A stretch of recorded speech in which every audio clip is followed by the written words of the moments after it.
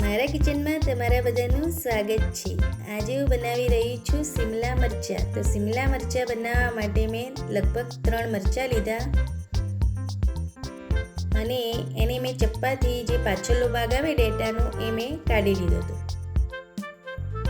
પછી મેં વચ્ચેથી બંને ભાગ કરી અને મરચાંને કાપી લીધું અને જે અંદર સફેદ ભાગ હોય અને બીજ હોય ને એ બધા જ મેં કાઢી લીધા। બસ આ રીતે મેં બધા જ મરચાંને કાઢી લીધા અને એને ઝીણા ઝીણા મેં મરચાં કાપી લીધા। પછી એક કઢાઈ લીધી, કઢાઈની અંદર મેં 3 ચમચી તેલ એડ કર્યું, 1 ચમચી મેં રાઈ એડ કરી, 1 ચમચી મેં જીરું એડ કર્યું અને ચપટી હિંગ એડ કરી। બધો જ વઘાર સરસ થઈ ગયો પછી મેં અડધી ચમચી હળદર એડ કરી અને જે મરચાં કાપ્યા હતા એ અંદર મેં એડ કર્યા। પછી ચમચીથી મેં ઉપર નીચે કરી અને મરચાંને મેં થોડા થવા દીધા। પછી મેં અડધી ચમચી મીઠું એડ કર્યું, એને પણ અંદર મિક્સ કરી નાખ્યું।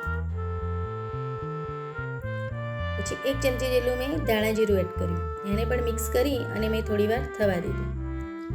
પછી મેં મોટી ચમચીથી મેં બેસન લીધું, એ લગભગ મેં 2 ચમચી બેસન લીધું હતું, એને પણ અંદર એડ કરી અને બધું જ મેં મિક્સ કરી નાખ્યું।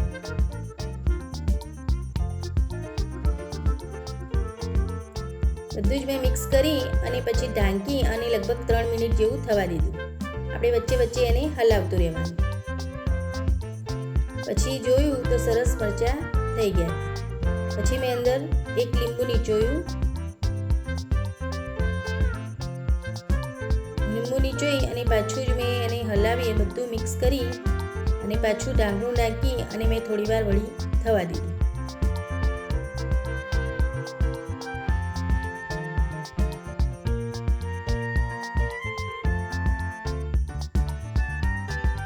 પછી લગભગ મેં 2 મિનિટ જેવું થયું અને જોયું તો સરસ આપણા મરચાં બની ગયા હતા અને આપણે વચ્ચે વચ્ચે આને હલાવતું જ રહેવાનું એટલે નીચે આપણો ચણાનો લોટ ચોટે નહીં।